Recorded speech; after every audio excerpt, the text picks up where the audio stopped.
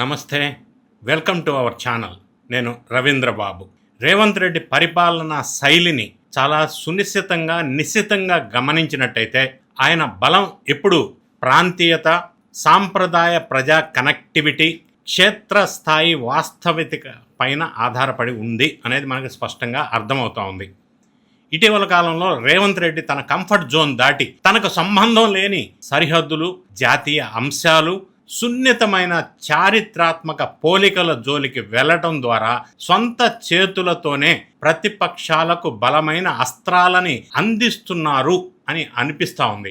Example చూసినట్టయితే Hitler పోలిక ఒకటి తీసుకొచ్చేసి వాళ్ళకి అనవసరమైన ఒక కాంట్రవర్సీ కామెంట్ చేశారు. రెండోది, దక్షిణ భారతదేశానికి ఎక్కువగా పన్నులు కడుతుంటే ఉత్తర భారతదేశ నేతలు మాత్రం ఇక్కడ నిధులను దోచుకుంటూ వివక్ష చూపిస్తున్నారు అన్న కోణంలో ఆయన చేసినటువంటి కామెంట్స్ జాతీయ మీడియా కూడా తీవ్రంగా తప్పుపట్టింది ఇటీవల కాలంలో. ఇక మూడో అంశం మనం చూసినట్టయితే పవన్ కళ్యాణ్ హైదరాబాద్లో తలపెట్టిన ఒక సభని కాంట్రవర్సీగా చేశారు. ఇప్పుడు ప్రజెంట్ 4వ పాయింట్, మెట్రో విస్తరణకు కేంద్రం సహకరించడం లేదని చెప్పే క్రమంలో జూబ్లీ హిల్స్, మాదాపూర్ కలిపితే ఎంత ఉంటుందో వైజాగ్ అంత ఉంటుంది. Jubilee hills plus Madhapur is equal to Vizag అని ఆయన అన్నారు. వీళ్ళు గుజరాత్ కోటాలు ఇస్తే గుజరాత్ కు మొన్ననే అహ్మదాబాద్ కు మెట్రో ఫేస్ 2 నిధులు ఇచ్చి చూసిన కదా మన కేబినెట్ లో. అహ్మదాబాద్ మెట్రో రాగలుగుతుంది, హైదరాబాద్ మెట్రో మాత్రం ఆగిపోతుంది. ఏం చెప్తారు? ఉత్తరప్రదేశ్ కి ఇచ్చిండ్రు, అహ్మదాబాద్ కి ఇచ్చుకున్నారు, వాళ్ళకి కావాల్సిన దగ్గర వాళ్ళు ఇచ్చుకోరు. చివరికి ఆంధ్రప్రదేశ్ లో వైజాగ్ కూడా ఇచ్చిరా.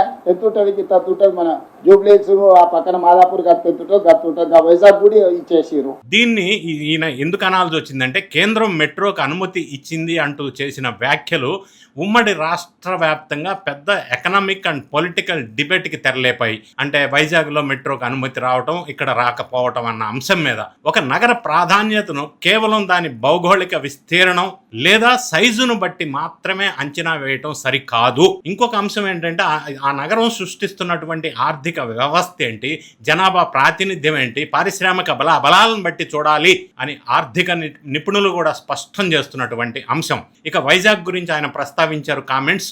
ఒకటి, సైజు, భౌగోళిక విస్తీర్ణం మనం పరిశీలించినట్టయితే రియలిస్టిక్గా భౌగోళిక లెక్కింపుల ప్రకారం చూస్తే రేవంత్ రెడ్డి చేసిన పోలిక క్షేత్రస్థాయి వాస్తవాలకు చాలా దూరంగా ఉందనేది వాస్తవం. హైదరాబాద్లోని జూబ్లీ హిల్స్, మాదాపూర్, శెర్లింగంపల్లి మండల పరిధిలోని ఐటీ కారిడార్స్ మొత్తం కలిపినా కూడా వాటి విస్తీర్ణం మొత్తం కలిపితే కూడా సుమారుగా 45 నుంచి 50 చదరపు కిలోమీటర్ల లోపు ఉంటుంది.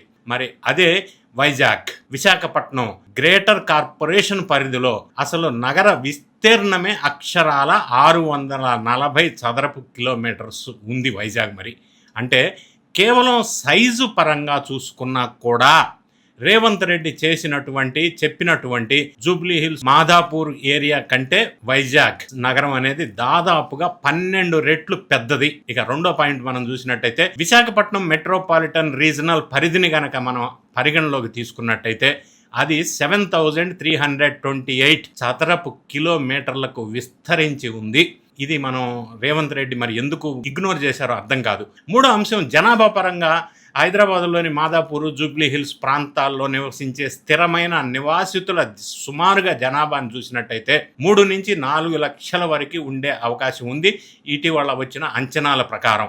దీనికి భిన్నంగా విశాఖపట్నం నగర పరిధిలోని జనాభా 2011 సెన్సెస్ ప్రకారమే 20 లక్షలు దాటిపోయింది. ప్రస్తుతం 2026 నాటికి గ్రేటర్ విశాఖ జనాభా 24 లక్షల పైగా చేరింది.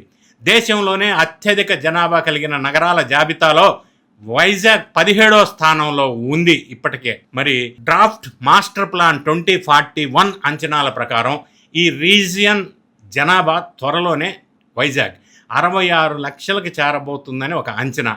ఇంత భారీ హ్యూమన్ రిసోర్స్ కలిగిన ఒక మెట్రోపాలిటన్ సిటీని హైదరాబాద్లో కేవలం 2 రెసిడెన్షియల్ కమర్షియల్ జోన్లతో కలిపి పోల్చి Jubilee hills plus Madhapur is equal to Vizag, ఇది ఏ విధంగా సాంకేతికంగా కరెక్టో మరి మనకు అర్థం కాదు.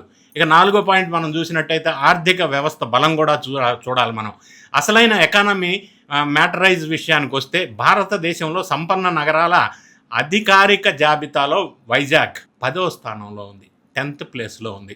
గ్లోబల్ డేటా నివేదికల ప్రకారం గ్రేటర్ విశాఖపట్నం నామినల్ జీడిపి విలువ అక్షరాల 43 నుంచి 48 బిలియన్ డాలర్లు. ఆంధ్రప్రదేశ్ రాష్ట్రం మొత్తం జీడిపిలో ఒక్క వైజాగ్ సిటీ కంట్రిబ్యూషన్ ఏకంగా 23.12% ఉంది.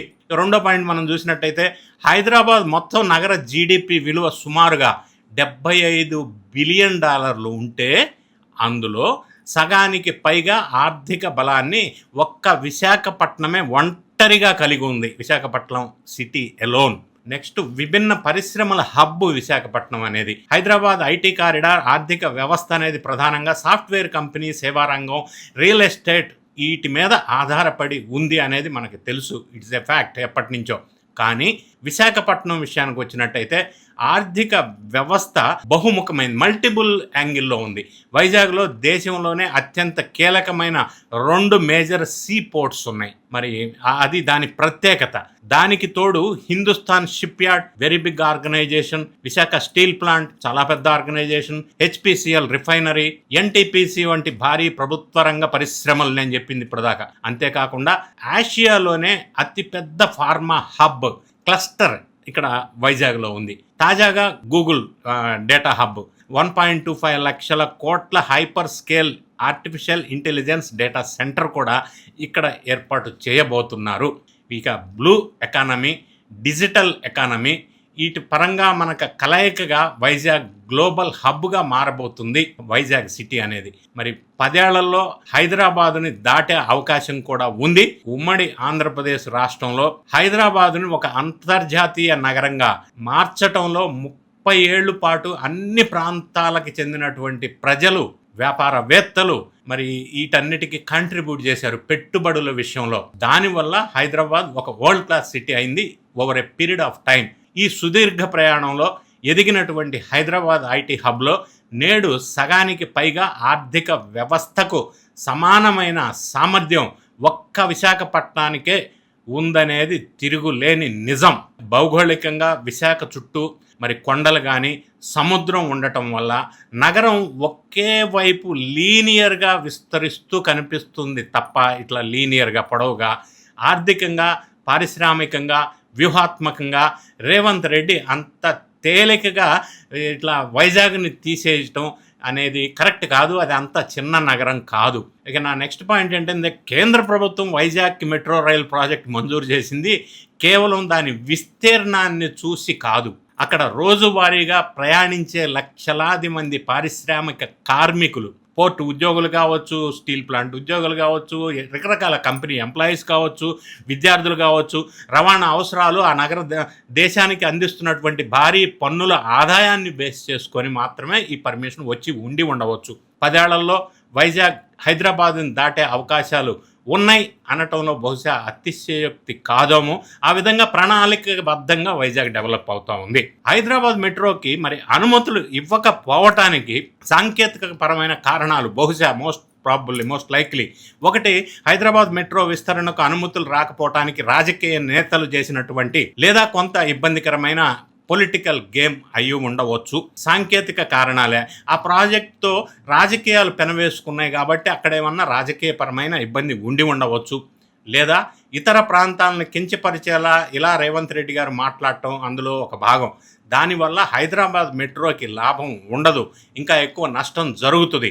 సో హైదరాబాద్ మెట్రోకి పర్మిషన్ రాలేదు, వైజాగ్ మెట్రోకి పర్మిషన్ ఇచ్చారు అన్న విషయాన్ని దృష్టిలో పెట్టుకొని రేవంత్ రెడ్డి గారు ఈ విధంగా వైజాగ్ని చాలా చులకనగా చేసి మాట్లాడటం, కామెంట్ చేయటం అనేది మరి ఎంతో ప్రశాంతంగా 12 సంవత్సరాల క్రితం విడిపోయిన 2 తెలుగు రాష్ట్రాలు ప్రజల మధ్య విద్వేషాలు అప్పట్లో ఒక మేధావిగా, విశ్లేషకుడిగా చెప్పుతున్నటువంటి ఒక నెల క్రితం ఒక ప్రొఫెసర్ నాగేశ్వర్ చేసిన కామెంట్స్ అగ్గి రాజేస్తే ఇప్పుడు మరి రాజకీయ నాయకులు రాజకీయ స్వార్థం కోసం రేవంత్ రెడ్డి లాంటి విఘ్నత కలిగిన చీఫ్ మినిస్టర్ ఈరోజు మరి వైజాగ్ని ఈ విధంగా మాట్లాడటం ఏ విధంగా సహేతుకం, కరెక్ట్ ఒక్కసారి పునరాలోచించుకోవాల్సిన అవసరం ఉంది.